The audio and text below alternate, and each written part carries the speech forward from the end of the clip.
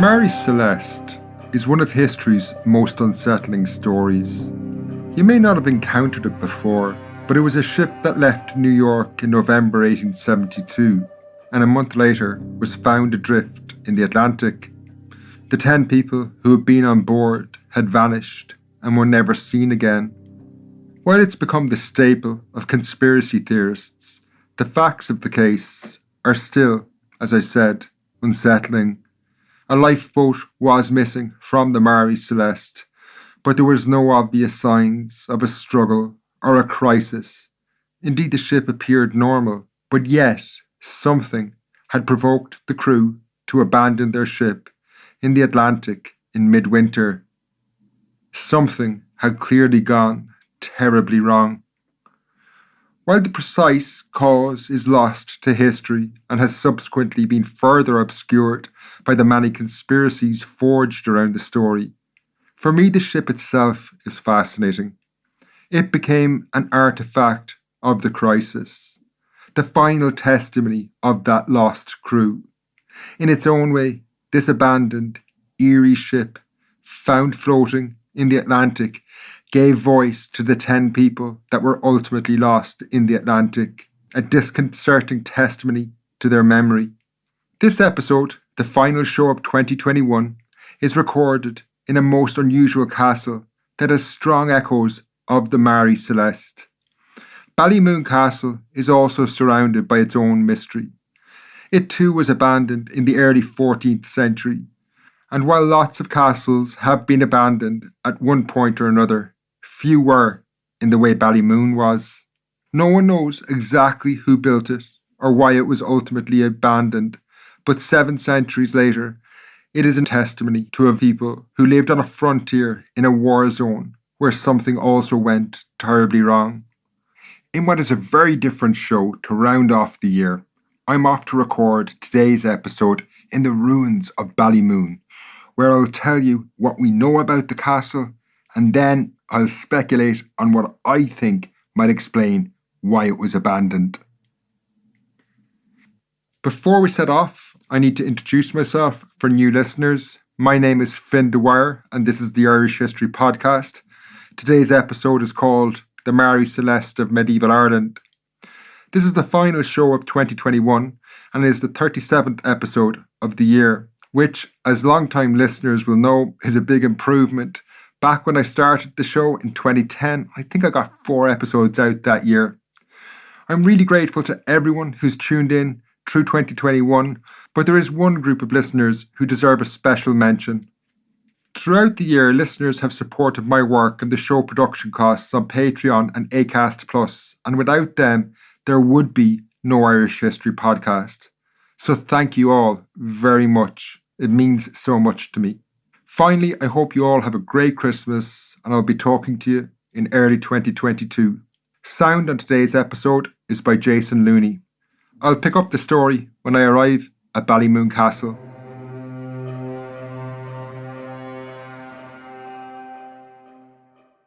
I've arrived at Ballymoon and I'm going to start making my way over to the castle. It's a little bit in off the road. Actually, the farmer here facilitates access to this really fascinating site where he's built a wooden bridge across a little stream from the road into the field. Although it's seen better days, it's now encased in metal bars. Anyway, as I make my way over to the castle, I'm just going to explain the general area to you, and then I'll pick up the story when I reach the castle. So, Ballymoon is in County Carlow, and maybe if I describe how I got here, it'll help understand this story and I suppose medieval mystery a bit. So I've driven about 35 minutes from my home in County Kilkenny, in Kilkenny City, to Carlow. And then to do that, I had to cross the River Barrow. So that's one feature in the landscape that's going to be important in understanding this story. Now, standing here, if I look to my east, to my east, I can see Mount Leinster. It's the 5th highest mountain in Ireland, and it's part of the Blackstairs mountain range. And then to the northeast of here are the Wicklow Mountains. Now, they're important, I think, in the story, because a lot of what I'm going to talk about happens around the year 1300. And while there's been huge changes in the world since then.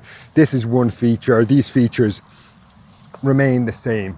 So I'm going to continue walking over to the castle and I'll pick the story up over there.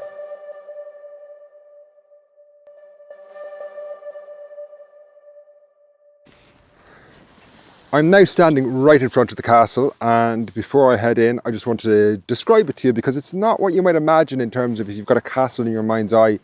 This structure looks very different. So it's about 35 meters square. It's not exactly square, but roughly speaking, it's about 35 meters square.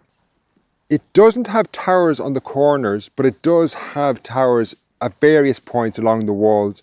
They do provide covering, the defenders will be able to have the ability to cover the walls with arrow fire from these towers. So it does look a bit odd.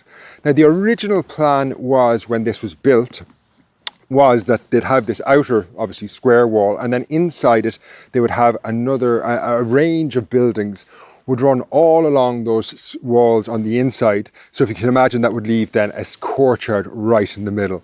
So I suppose in explaining it, something that comes to mind, if you think of those old westerns with like the frontier fortress made out of wood, think of something like that in terms of stone. That gives you a sense of the size of this building. Now, I'm going to walk across the courtyard to one of the few buildings or rooms that remains, because that's how we're going to date the building.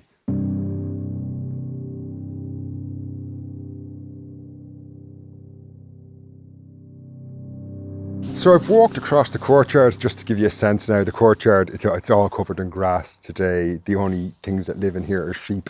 You can see their droppings everywhere. But I've walked across the courtyard to the northeastern corner of the castle. And there's one crucial thing. It doesn't look like, if you came here today, you wouldn't think this was significant. But there's a tower, and as you enter the tower, there's a kind of an odd arch that's known as a Carnarvon arch. And these can be dated to the very late 13th or early 14th century. So we have a window for when this castle was built. So we're talking like 1295 to 1320. So now we know when it was built, and that's really important in terms of the mystery. I'm going to come back to that too. So far what you need to remember is the River Barrow, the mountains to the east. We're talking about the year 1300. Next, what I'm going to do is just step into this tower. There's not much of it left. Like, there is a room. You can probably hear the sound is changing a bit. But this now gives us some sense of why the structure was built. This tower sticks out past the walls, if you can imagine that. And then there's an arrow loop that would have allowed a defender to fire at anyone potentially attacking the castle. So that gives you a sense of what the purpose of the building was. There's also a garderobe built into the walls here, which is essentially a medieval toilet.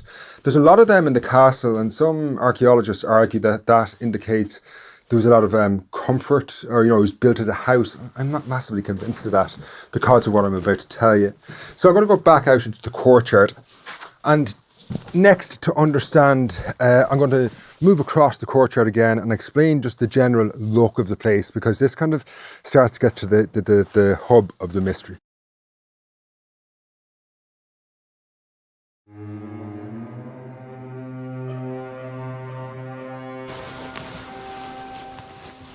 Okay, so next I want to describe what's left of the castle to you, because this is now where we get into the unsettling mystery.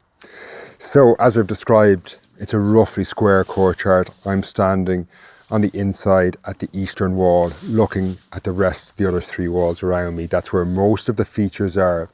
Now, even if you know nothing about the archaeology or the history of castles in general, I think most people, when they'd come here, it'd be just one of those things where you might say, there's just something not right about this building, and you'd be right. So I'm going to describe it to you. The walls are about 6 meters in height, and they're almost uniformly in this height the whole way around. So 6 meters high stone walls. Where I'm standing, there is one tower that's about 9 meters high, but the rest of the walls are 6 meters high.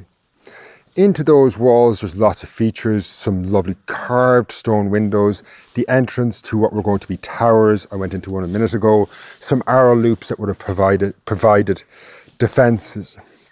There's also entrance into what was probably going to be a gatehouse. And there is also evidence of what would have become cellars.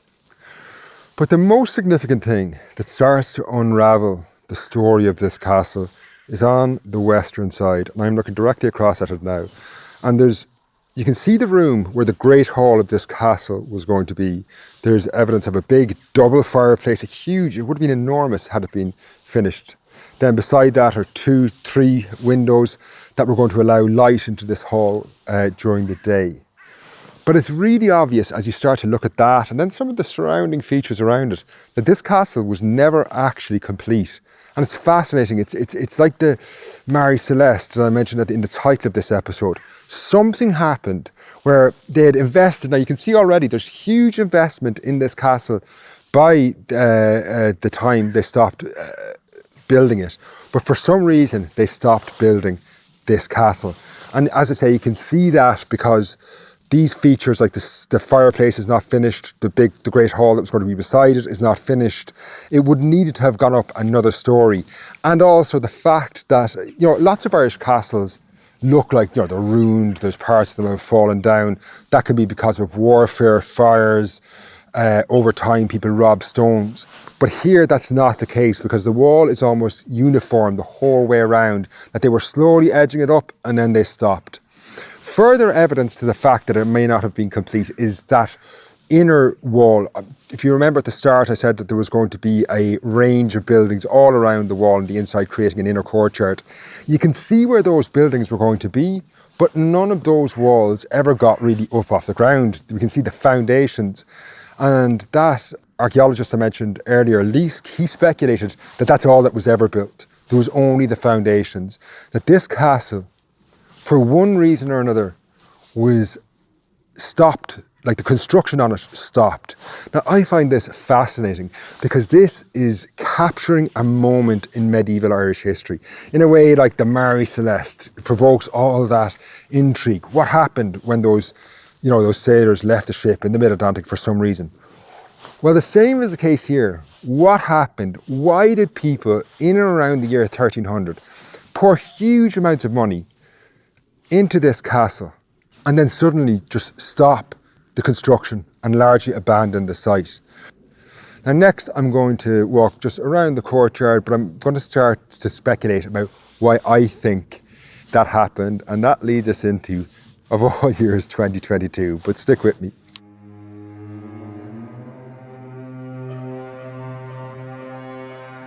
So I've spent a few minutes just walking around the courtyard trying to gather my thoughts to explain what I think might have happened here. It actually leads us on to a podcast series that's coming in 2022. But the story is one a bit, I think, I've mentioned the Mary Celeste, but this castle might capture just a moment of terrible crisis for the people who started it. So maybe a good way to actually explain this is to go into a tower, the base of a tower, like everything else that wasn't finished here. And I can just describe a view out from this tower, and I think it helps understand what I'm going to say. So I'm just making my way in here. So I'm looking east through an arrow loop. Arrow loop would have provided the defenders of the castle an ability to fire down on any potential attacker. But in the distance on the horizon, well, not on the horizon, it's about 15 kilometres away, I can see the Blackstairs Mountains. There's clouds hanging over the tops of the mountains, forest in between. It's a lovely winter scene, I suppose, and I'd say in summer it's beautiful too. For the people building this castle around the year 1300, to look out on that, I think would have filled them with dread every day. I think they would have looked at that and it would have been a thing that would have filled them with fear. And that starts to explain, one, why the castle was built, but also why it was never finished and why it may not have ended so well for the people building it. I'm just making my way out of here again. So I'm going to explain a little bit more about what Ballymoon and this wider area was like around the year 1300. In a word, I think it's safe to say you could describe this place as hell on earth around the year 1300. So this part of the country, and indeed all of Ireland, had changed massively around the year 1170, when the Normans had invaded Ireland. They conquered initially the Kingdom of Leinster, and then slowly over time they spread their rule over about 75% of the island. Around the year 1200, places like Carlow began to be intensively settled by the Normans. The Gaelic Irish were pushed out, or certainly lots of them were. Many of them pushed up into those mountains that I just described there. And through most of the 13th century, it seemed that a new power structure was taking hold. There was little challenge to the Normans, certainly in this part of the island. And they seemed secure and confident and comfortable in their new homes or new lands. But then in 1270, things began to change. You have a series of very significant years where there's poor harvests and famines follow. And this forces the Gaelic Irish, living up in those mountains in many cases, to start to look down on these people who had stole their forefathers' land and decide that they have no option now. They're starving up in the mountains, and they start to launch raids. And you can see these in annals and records from the 1270s in particular onwards. There's particularly bad years are 1270 to 1271, I think 1274, 1294. You get the impression that they have no option but to launch these raids. But by the end of the 13th century, a place like Carlow, that's close to the mountains, is becoming increasingly, I think a good way to describe it is, destabilised. These raids are not huge armies pouring in here. It's more in the dark of night, maybe 30, 40 guys on horses will come down and pick off an isolated settlement, maybe burn the manor house, kill everyone inside and take away what food they can and head back to the mountains. That might explain, though, why this castle is being built. The Normans now realise that the situation is changing. These lands aren't as comfortable, aren't as secure as they once thought. They do have this natural fortification of the Barrow River, but that, if you remember earlier, I've crossed that to get here. So they're out on a frontier here, and they start to build a fortification like this on the idea that maybe this can solve the problem, this can hold the land, because the Gaelic Irish, they don't attack or they don't lay siege to places like this. They can go in on lightning raids and they can be secure and successful, coming from the dead of night. So this castle is emerging, and if you're a Norman settler in this region or the descendant of the original settlers, you might look at this and go and see hope in the future in this castle. And it rises up as they're described. They put three, the first story goes up, then the second story with those fireplaces that were going to be, a story up off the ground, that goes up, and there's hope maybe that this castle here at Ballymoon would be somewhere that they could retreat. But then for some reason or another, it all stopped. And I think, we'll never know exactly why, but maybe it could easily have been, a fateful night in a December day, maybe like this one, in a bad year, where the Gaelic Irish start to attack again. Maybe it starts off by knowing attacks are happening in the distance. You might see fires on the mountainsides or in settlements or farmsteads closer to the mountains, and they burn. And then the next night, maybe the Gaelic Irish, enticed on by successes, come further. And then, the builders of this castle, maybe they're secure. They feel that they're in behind the walls of an unfinished castle, but still there are walls, and they don't think anything will happen to them. And then something, for one reason or another, the Gaelic Irish managed to break in here. They burned down maybe whatever wooden gate had been put up over the archway. They burned the structures, maybe wooden structures have been already built inside the courtyard. They burned them down. They take away all the food or anything they can carry and leave. And probably the Gaelic Irish themselves know that once this castle is built, it'll be much harder for them. So they do a bit of damage themselves. Then, a few days later, someone turns up and finds everyone here that's supposed to be building this structure dead. And then construction stops. Probably stops with people having full intention to come back and build it. That they'll come back and that they have hopes that if they can build this, they can really hold all this land to the east of the River Barrow, that natural defensive line, as I said, that I had to cross to get here. But that's not what happens. Because in 1315, one of the most significant events in medieval Irish history takes place. And that's the story of the Bruce invasion. That's 3 years of intense warfare accompanied by famine. This warfare is like, it's an incredible story. I really think it's akin to a Game of Thrones. Now that's coming in 2022. I'm going to have a 5-part series after the War of Independence ends. But I think coming back to this site, it's the architecture of crisis. It's where this is the physical representation of a crisis, where the Norman colony started to fall apart, where they had built the building in ways expressed their confidence that they could hold this land, and then the reality that they couldn't because it was never finished.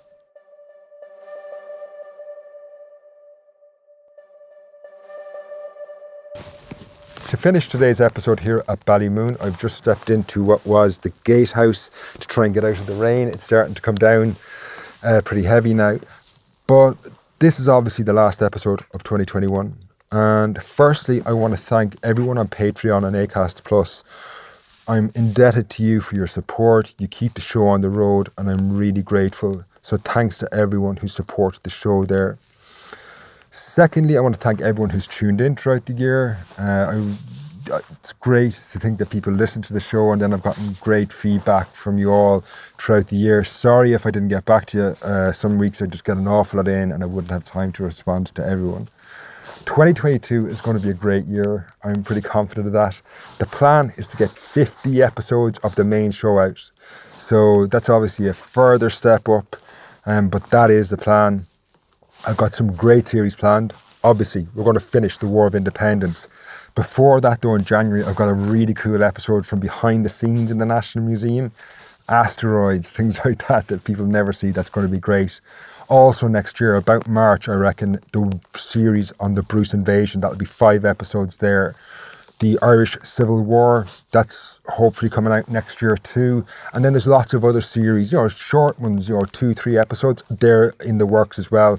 One that I'm thinking of at the moment is historic walks. So if you actually have a historic walk in your area that you think would make a good show, get in touch with me at Irish History Podcast, and I will see if it would work and maybe we could make a show out of it. It doesn't have to be a famous walk, just one that you think has a good history to it. Let me know and maybe we could make a show out of that. Okay, this rain is coming down pretty heavy now, so I'm actually going to wrap it up there. But I hope you all have a lovely Christmas. Thanks for tuning into the show, and I will see you all in 2022.